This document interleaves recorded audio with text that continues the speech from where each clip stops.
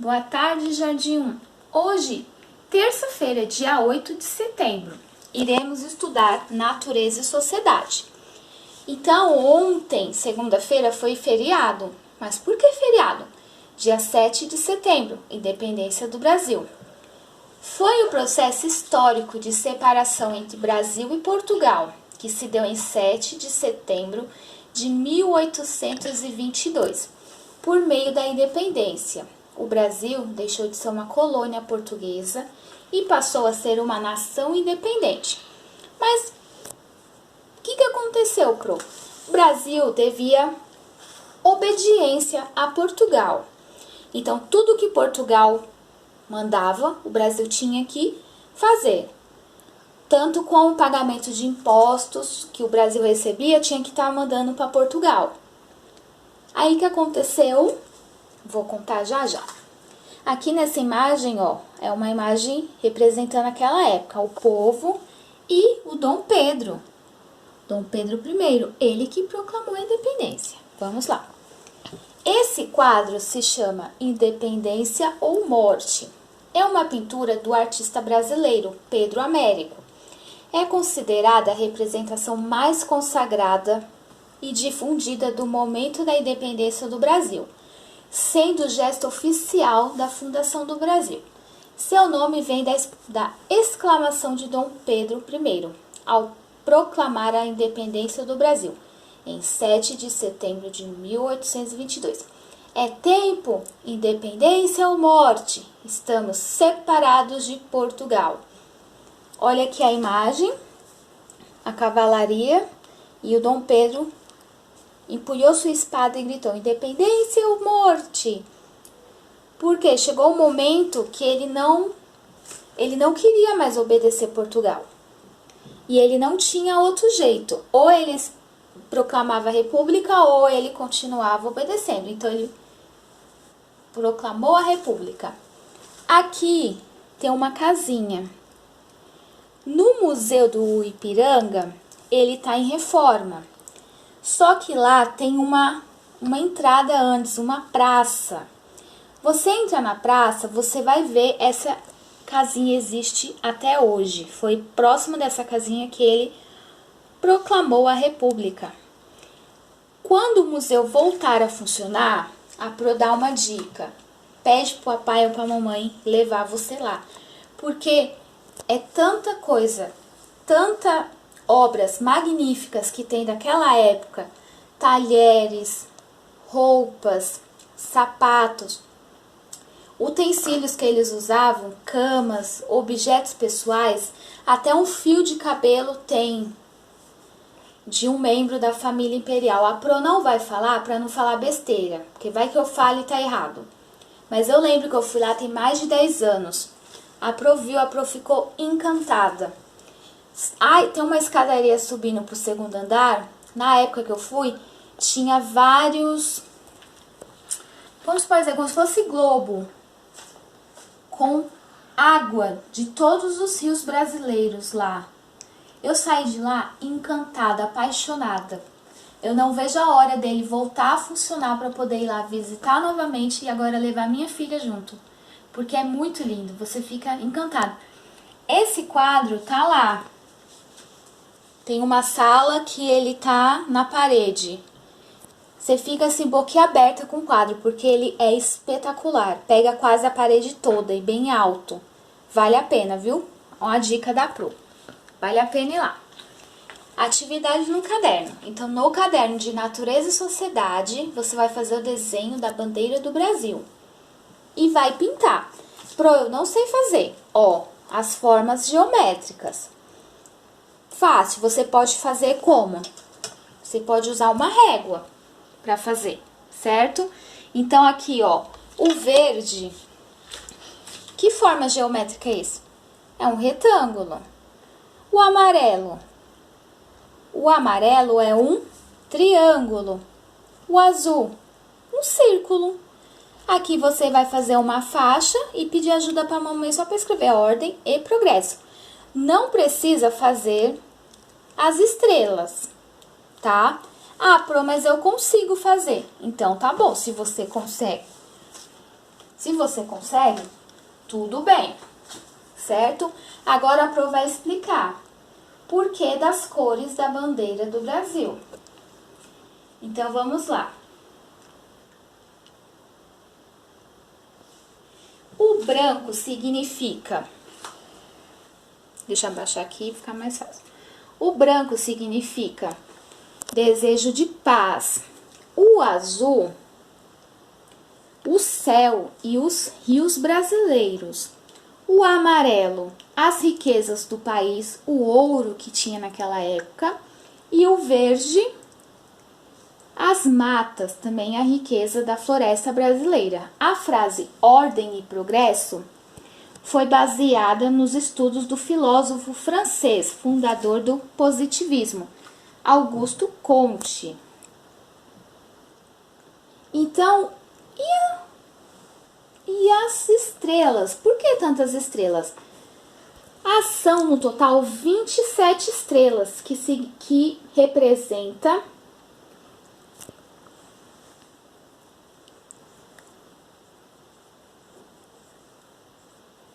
os estados brasileiros. Então, cada estrela é um estado. Então, estamos lá. Pará, Amazonas, Mato Grosso do Sul, Acre, Mato Grosso, Amapá, Rondônia, Roraima, Tocantins, Goiás, Bahia, Minas Gerais, Espírito Santo, São Paulo, Piauí, Rio de Janeiro, Maranhão, Ceará, Rio Grande do Norte, Paraíba, Pernambuco, Alagoas, Sergipe, Santa Catarina, Rio Grande do Sul, Paraná e Distrito Federal, certo? Então, você vai ter que fazer quantas estrelas? 27. Então, se você não quiser fazer, não tem problema. Combinado? A Pro quer atividade no caderno bem caprichada. Olá, turminha! Hoje, nosso momento da história é João e Maria. Olha que lindo é a capa do livro.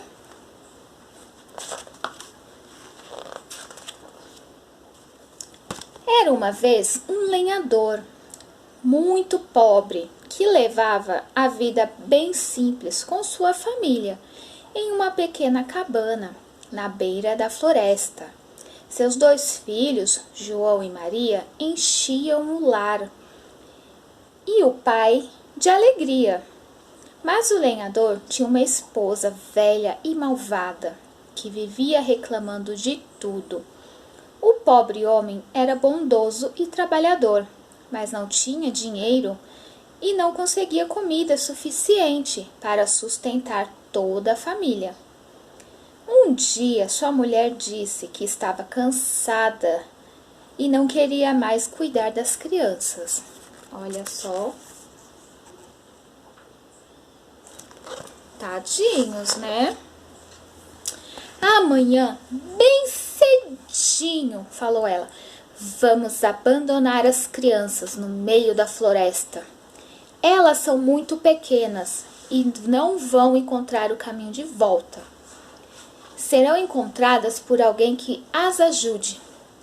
O lenhador amava seus pequenos filhos e ficou muito triste com essa decisão. Mas João, que não conseguia dormir por causa da fome e de tanto que sua barriga roncava, escutou a conversa da madrasta com o pai e teve uma ideia. Levantou-se no meio da noite, saiu da casa e encheu os bolsos com várias pedrinhas brancas. Depois andou na pontinha dos pés para não fazer barulho e deitou-se na cama. Olha aqui o João e aqui ele pegando as pedrinhas. Na manhã seguinte, a família acordou e partiu para a floresta. Após andarem por um bom tempo entre as árvores, a madrasta disse para as crianças: fiquem aqui, nós vamos procurar um pouco de lenha e voltamos logo. Mas ela e o lenhador não voltaram. Felizmente, João tinha sido esperto e espalhara várias pedrinhas brancas pelo caminho. Assim, bastou segui-las para conseguirem fazer o caminho de volta. Antes de anoitecer, os dois irmãos finalmente chegaram em casa. Ao vê-los entrar, a malvada madrasta ficou furiosa e falou ao lenhador: amanhã vamos levá-los para mais longe e eles não vão conseguir encontrar o caminho de volta outra vez. Aqui na hora que eles estão passeando na floresta e aqui eles voltando para casa. Ao amanhecer, os quatro partiram para a floresta e andaram muito. João e Maria sentiam fome, mas em vez de comer o pão que tinham levado, o menino preferiu espalhar as migalhas para marcar a trilha. Depois, só precisamos seguir as migalhas para achar o caminho de casa, disse baixinho para a irmã. Mas os dois estavam cansados demais e acabaram dormindo, enquanto o pai e a madrasta se afastaram e sumiram na floresta. Ao acordarem, era quase noite. O lenhador e sua mulher tinham ido embora. E quando as duas crianças tentaram voltar, não havia mais uma migalha sequer. Os passarinhos tinham comido tudo. Aqui, ó, o lenhador indo embora com a mulher e aqui eles dormindo e os passarinhos comendo as migalhas de pão. E agora, como vamos encontrar o caminho de volta para casa? Perguntou a menina. Maria já ia começar a chorar quando, de repente, avistou uma casa muito bonita. Era feita de marshmallow, coberta com um telhado de biscoitos deliciosos e decorada com lindos pirulitos. Estavam com tanta fome que até comeram um pedacinho da parede. É de chocolate de verdade, disse Maria. Olha só a casa que eles encontraram.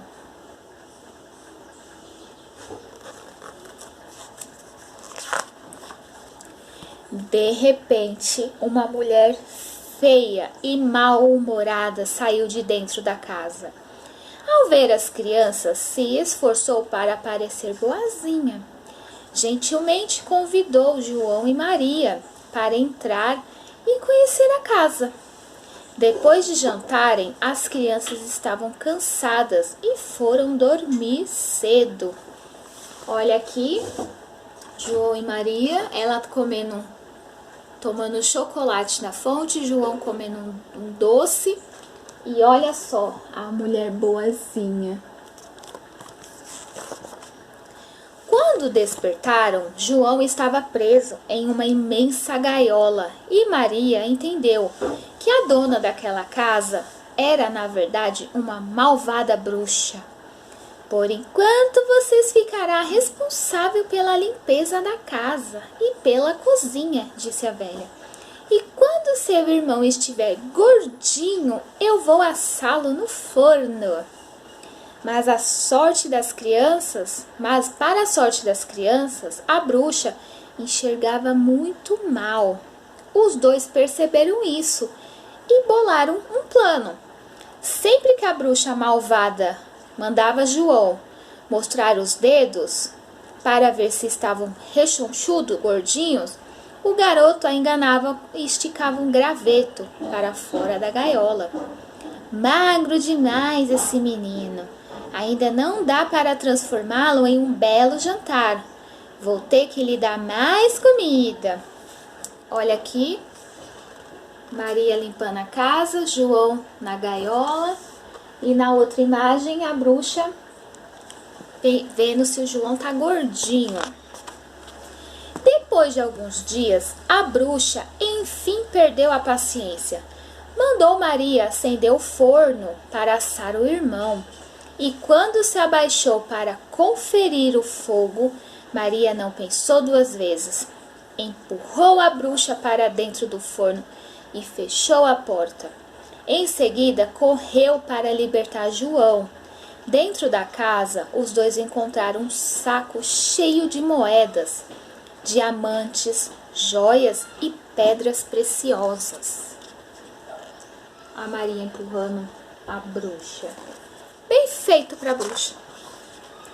João e Maria se apressaram em procurar o caminho de sua casa e foram parar na beira de um belo lago, onde nadavam grandes cisnes brancos.